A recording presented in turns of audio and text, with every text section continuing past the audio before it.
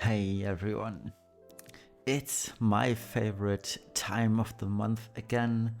We are gonna have our lookout, our prediction for the next month. This time around, it's April 21. And yeah, we've had a surprise with Vinera this month, so nobody expected that probably. But I should have been more conservative with FMA, I feel like. I think I should have actually planned them for April as well, but I mean, I got 3 out of 4 correct, right? So let's start right off with the very first prediction, and that one is quite easy. It's Easter next week, not only in Germany but also the US. Both of us are celebrating Easter on the 4th of April. That means that we might get an actual global exclusive Easter unit once again. We might not though, so it's going to. I'm very curious to see whether we get a global exclusive Easter unit. I don't think we will, just because we are gonna get Behemy sometime, and I feel like he's going to be at the end of April in an exclusive wave battle event. And considering how long it took for them to get Behemy up and running, the sprite work, the animation, I feel like we're not gonna see a global exclusive unit, especially with Vinera just coming out. I feel like they will just rerun the Esther and Sylvie stuff from 2 years ago. Was it last year? Or was it last year? I don't even remember when they got released. I feel like Esther came out last year. And my gut feeling says they're gonna just rerun. They already announced that Esther gets a revamp. Was it a revamp? I don't know, but Esther is going to get significant buffs apparently. So that is at least something we can look forward to, I guess, unless they butcher her again, which wouldn't surprise me, to be honest. But yeah, I'm not expecting a global exclusive Easter unit for this year, maybe next year, just because we do have Behemy coming out very likely at the end of the month. I'd be actually surprised if they released Behemy next week, just because he really doesn't fit Easter at all, to be honest. Just look at the sprite. I took this from the global podcast, or not podcast, but the global official global video. They posted a preview of him, of his sprite. It looks pretty sweet, very close to the original artist intention, so I like the sprite work. I'm curious to see the animation and especially the unit kit. And he's supposed to be a tank, so sounds cool on paper. Let's hope he's better than, or at least equal to, Gabranth or FaZe. I believe he's a physical tank, so at least he's close to Gabranth and Snow for that matter. But yeah, let's move on to our story unit we're gonna get. Some people already asked me in last month's video, what about Melo? Well, Melo is a story event unit, and we usually get only one story unit per month. Meaning we got Mazurka this month, and we will get Melo next month, meaning in April. So Melo's Trust Master is a materia which provides 50% unconditional magic and 50% limit burst increase. Finally, a true magic limit burst materia. It is the first one that is actually this good, so maybe it's finally time to stop using Guardian of Light Sora. Who am I kidding? 75% LB damage is just too good to pass up on. But it's a step in the right direction, right? I don't think it's a good game design having to use Guardian of Light Sora and attack materia on mages just because there's so little, in fact none, comparable LB materia for mages that also provide magic. And this is, like I said, a step in the right direction, finally. And Melo's Super STMR is a rot. It's a straight power creep to Delta Sakura, as you can see, 180 magic. It also provides 28 attack, but who cares? And it's 50% LB damage. Straight up power creep to Delta Sakura. It's a super good rot, nonetheless. You want one or multiple even. So yeah. That is what it is good about that. His vision card, a 100 base magic at level 10, 50 at level 1, pretty standard. It also provides in total 80% magic if the wearer of this vision card has a rod equipped, and it also provides a 15% water amp. Now, I checked the JP data and I couldn't find for the life of me whether this is physical and magical. It just states increases water damage by 15%, so I'm assuming both, but I don't have the full information on that. So, but it is restricted to FFBE units only. Melo in his base form is a water magic chainer. In his shift form he's a water magic LB finisher. He chains Bolting Strike and Chaos Wave Awakened in base and shift form alike. So how good is he, right? The answer is not so much. The good things about him, his LB hits super hard after buffing himself all eternity long. And the other good thing is the Trust Master and Super Trust Master are just superb. They're amazing. This is why you want him, basically. He's Trust Master and Super Trust Master bait, but that's about it. The bad things are, as you can see, they are long. He's a one-trick pony. He takes ages to set up. He's literally AFK buffing himself for 4 turns and not doing anything else. He has no party support whatsoever, not a single killer he can buff to himself or the party.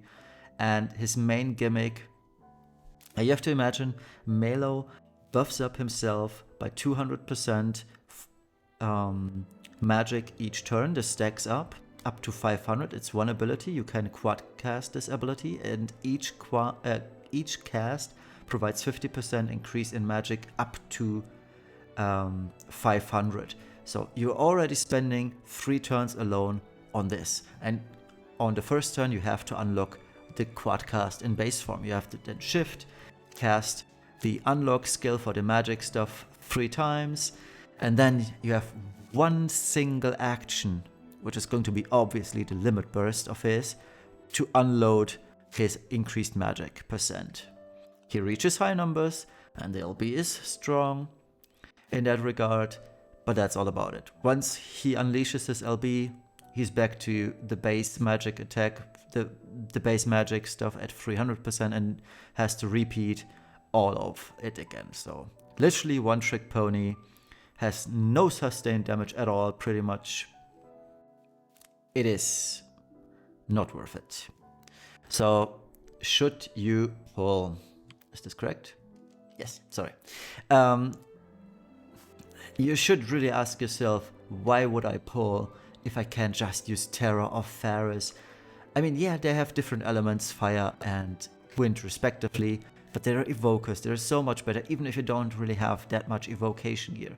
Then we have Shu Yu, which is not mentioned here, but Shu Yu deals more damage than Melo. We will be getting Luna Freya in early May, who's also focused on water too, and light for chaining. So what's the point again for pulling for Melo? There is none.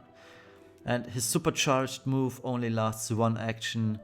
It bursts high, yeah, it is the highest mage burst apart from evokers, but it takes so long to unwind, and you gotta ask yourself, is this worth it? And the answer should be not worth it. He is just Trust Master and Super Trust Master bait.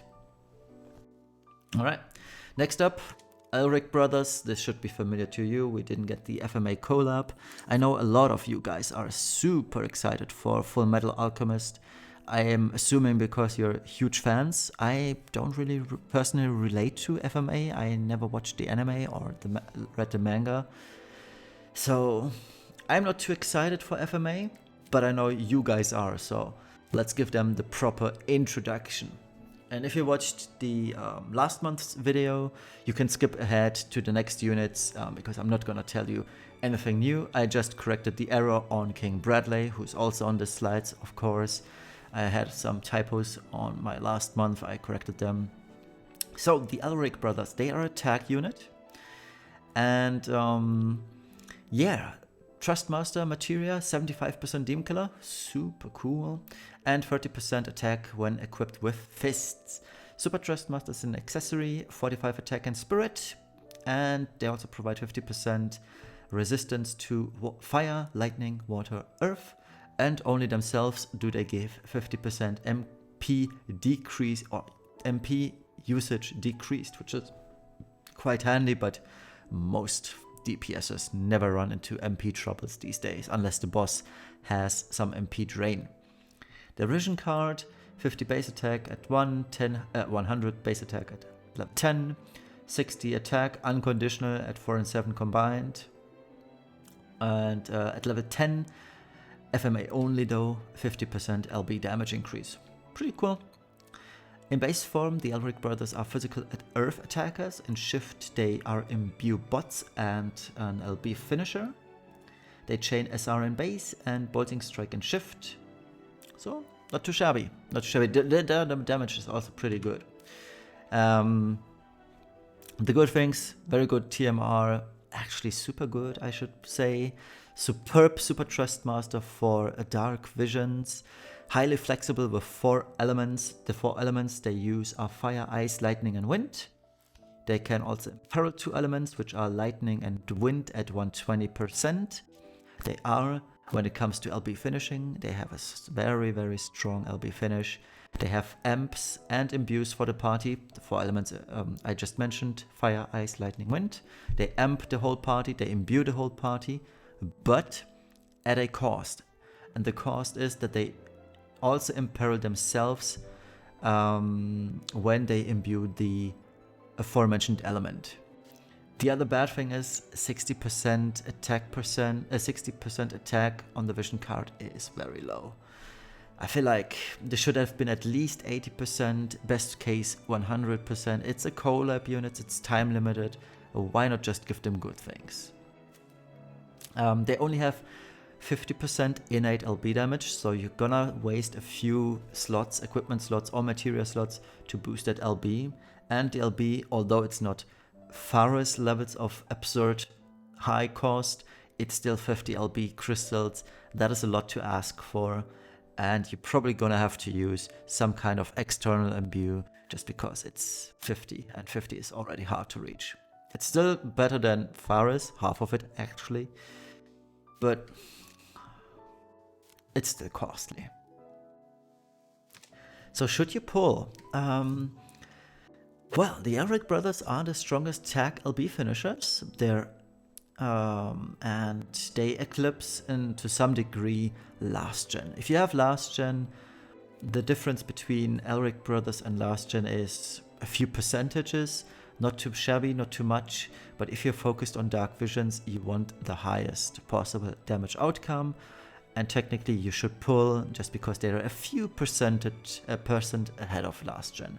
They also have the additional perk of having very high sustained damage, but it is slightly below Axe and Cleome, who are still top of the shelf when it comes to sustained damage. They have an awesome Trustmaster and Super Trustmaster, like I already said. And all in all, the Elric Brothers are a very good investment that you won't regret at all. This is what I really want to stress here. If you're pulling for them, not only because you're a fan of FMA and you really like the unit, the unit sprites, they are also very usable. That you won't regret pulling for them at all. They're flexible for dark visions, highly valuable for that kind of content as well. And yeah, I mean, they're all good around. So if you're already a fan of FMA, you guys are gonna get a very, very cool unit. And next up is King Bradley.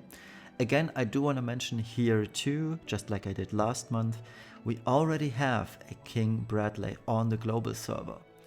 So I'm very curious to see how they're gonna approach King Bradley. Are they gonna make an entirely new unit? Are they going to revamp our existing King Bradley? That remains to be seen. So his Trustmaster is an accessory, 48 attack, 100% blind resistance, 50% attack if he's wearing a sword, or the wearer is wearing a sword. Super Trustmaster, it is 180 attack. I mistook it for 100 on the last month. It's 180 attack, of course, and 30% physical evasion. Vision card, pretty much the same as the Elric Brothers. In base form, he's a physical tank with human killers. In his shift form, he's an LB finisher. he chains SR in base and SR plus AR in his Brave Shift. So how good is he? He's got a good TMR and a nice STMR for evasion tanks, but we recently got Venera, who has not only evasion on her Trustmaster but also on the Super Trustmaster. So the STMR, while it's still nice, we got more options now already.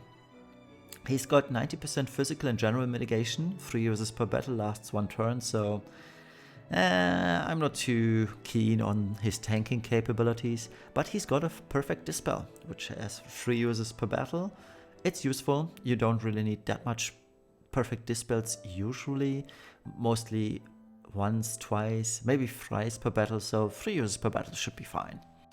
The bad things though, when it comes to sustained damage, he's weaker than NVA Reagan, and Reagan is mostly used for his LB.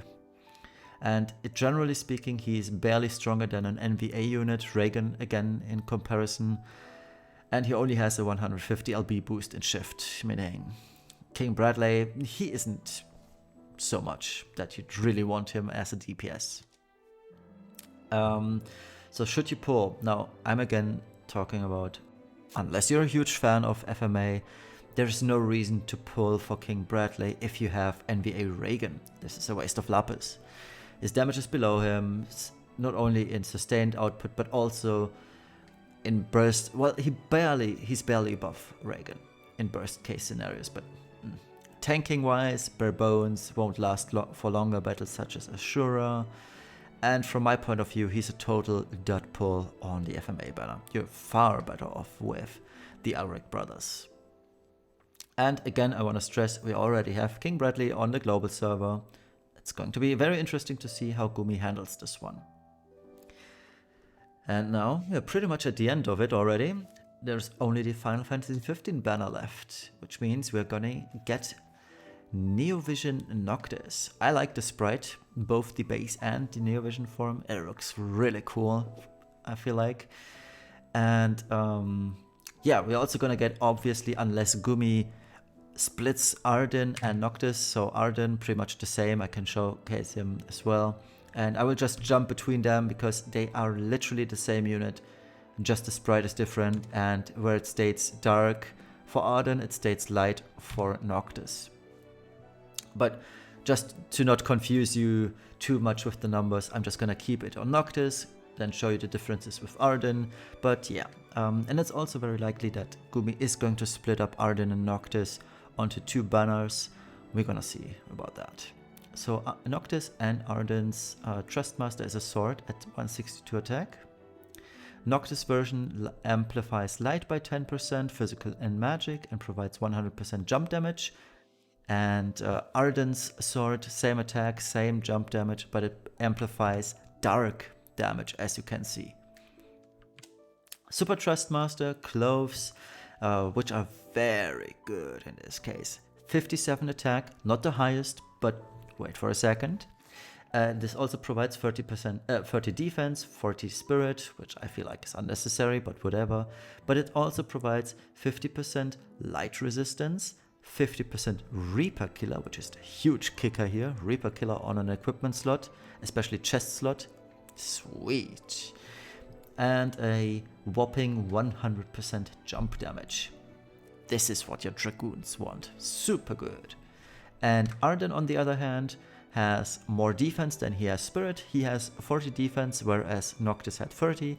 But Ardyn has 30 spirit, whereas Noctis had 40. Same attack. He also has, Ardyn that is, has 50 dark resistance instead of the light resistance Noctis had. And also Ardyn has 50% human killer, whereas Noctis had Reaper Killer.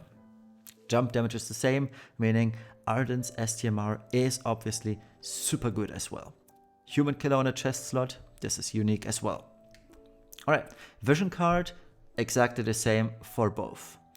60 base attack, 100 base attack at level 10, 80 attack when wearing a sword in total from 4 and 7 each 40%. That was a weird sentence. Anyway, and at level 10, Final Fantasy 15 only, it's 50% jump damage. And for Ardyn, this is light resistance, 50%. And for Noctis, he gains, or the wearer of his vision card gains 50% fire and dark resistance instead of the light resistance. It was light, yeah. So Noctis is a light physical chainer in base form and a light locked dragoon in brave shift. Ardyn, on the other hand, you guessed it right, is a dark physical chainer, SR chains in base, and a dark locked dragoon in his brave shift. Right, how good are they?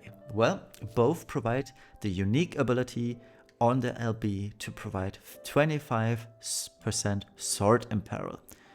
Sword imperil, let me stress this here, is the best thing you can get. There is no other unit at the moment in the game that provides a sword imperil, and the swords are the most common used weapons. You're gonna get this, and you want this because every single unit wants to wear a sword. Swords have some of the best stats in the game. Just take Supreme Sword of Light, for example. It has the best variance, it has LB damage, etc, etc. Amping that by 25%, that is pretty good. Both have superb STMRs, both reach absurd amount of attack due to Chronicle Battles weapons. It is just amazing. But on the other hand, running through Chronicle Battles, that is going to be really painful. I'm really hoping that when we get Chronicle Battles, they meaning Gumi, pick the latest iteration of the Chronicle Battles where you can get bonus currency from the units, meaning Ardyn and Noctis. Otherwise, this is going to become a huge, huge grind. Both Ardyn and Noctis have the 6x chain mod cap, so both of them are true dual-wield dragoons, which is great. They directly compare to King Edgar. Noctis has a very rare killer type with Reaper, or Undead as it sometimes is also called, on a chest slot, so this is very good. I'd prefer Noctis STMR over Ardyn's just because we have more Fairy Killer than we have Reaper / Undead Killer. Still, Ardyn's chest slot with Fairy Killer, no, Human Killer, but Ardyn has a good killer type which is Fairy in his kit, so that's pretty good. But he has the Human Killer on his STMR, which is pretty sweet as well.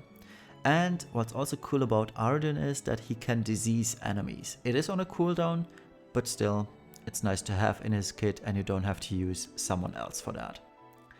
The bad things about both of them is that the damage they deal is on par with King Edgar. So if you have King Edgar and want to continue using spears instead of swords, because King Edgar has a spear imperil, you're gonna be fine. So you don't necessarily need Ardyn or Noctis. But again, most units are using swords, so you kind of want a sword imperil. Neither Noctis nor Ardyn want to use their own Trust Master, because both are gonna use, I think both can use the Chronicle weapon, if I'm not entirely mistaken. I know Noctis is going to use the Crown Prince Noctis Super Trust Master twice, run through Chronicle battles. And I think the same applies to Ardyn with Crown Prince Noctis weapon. Not sure, don't quote me on that, but I believe both want a Chronicle weapon from Noctis. What's bad about Noctis is that the Reaper Killer buff is locked to the base form, and the same applies to Ardyn's Fairy Killer. None of them have it in the Brave Shift, which I feel like is an oversight, maybe? I don't know. It's a little bit awkward using the Reaper Killer or Fairy Killer in the base form, just because you want to burst as fast as possible. You have to fill LB gauge, etc. You have to light amp, etc. You want to LB. It just takes too many turns having the Fairy Killer locked to the base form. And what's also kind of is that they only have 20% amps. I forgot to mention that the Dark Amp, there's a Dark Amp for Ardyn. He has only 20% Dark Amp, just like Noctis has Light. So at least we got Phasey for the 25% amp, so to speak. So should you pull? You know, I might be biased here because I'm a huge Final Fantasy 15 simp, But yes, from a technical point of view, you should pull for Noctis and Ardyn because they are the only ones to provide a sword in peril. And again, swords are the most used weapons in the game. What's also funny is having both of them makes Dark Visions capable again with a meme team of 6 Dragoons. Now, should I get my hands on Mazurka, for example, I'm gonna show you how to do this. It's the funniest thing you guys are gonna see. You guys gonna love this. I can tell you that. But I need a Mazurka for this to work. But if I ever get her or off-banner her, I'm gonna do the 6 Dragoons meme team. I even got the gear for that, that's the funny thing. So, what's also cool is about both Ardyn and Noctis is that they burst faster than King Edgar and require less preparation. So all in all, it really doesn't matter whether you get Noctis or Ardyn, they only differ in the element they use and some minor utility stuff. For example, Noctis has a Noctis has attack buffs for the party, for example, while Ardyn has the disease to the enemies. Noctis has the Reaper Killer, Ardyn has the Fairy Killer, so minor utility differences that are usually not worth mentioning. So let's get to the end of this by telling you my personal release prediction. So I'm fully expecting next week to see the Easter event. Probably gonna be some kind of rerun. No actually new unit that we're gonna see. On April 8th, we'll see the Melo story event. April 15th is going to be the FMA raid collab. We always had a raid after the story event. Makes total sense to have the FMA collab by then. Followed up by the Final Fantasy XV Mock King event. And I think from there on out, we're gonna see double Neo Vision units on banners from going forward. JP server started actually doing double NV units going forward from Final Fantasy XV onwards as well, if I'm not mistaken. So would be the logical step to do this on the global server too. And on the 29th of April, I think we're gonna see a wave battle event with Behemy. And a small little bonus, we are also very likely to get the 3-star version of Behemoth unlocked. On the JP server, they got this before Final Fantasy XV and after FMA collab. So it was released just in between the two banners. And I think we're gonna see this either on the FMA collab banner or at the Final Fantasy XV mocking. We're gonna see. I have absolutely no clue. And I wouldn't want to predict when we're gonna get this. Maybe with the Final Fantasy 15 mocking, just a week to prepare for Dark Visions, maybe? Let's see. But that pretty much concludes the Neo Vision lookout or prediction video.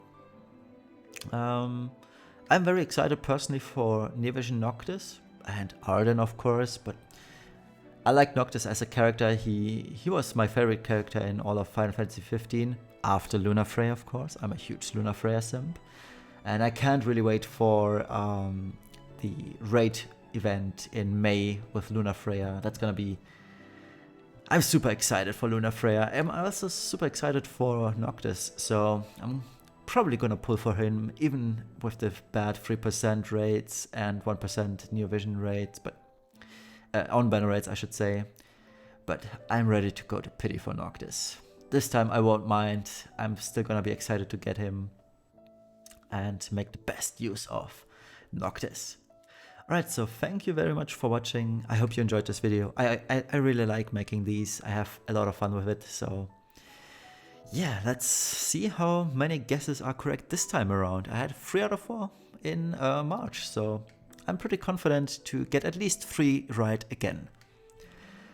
Share your comments below and I will gladly read them and respond. So have a nice Sunday and see you all tomorrow for the final stages of Dark Visions. Bye bye.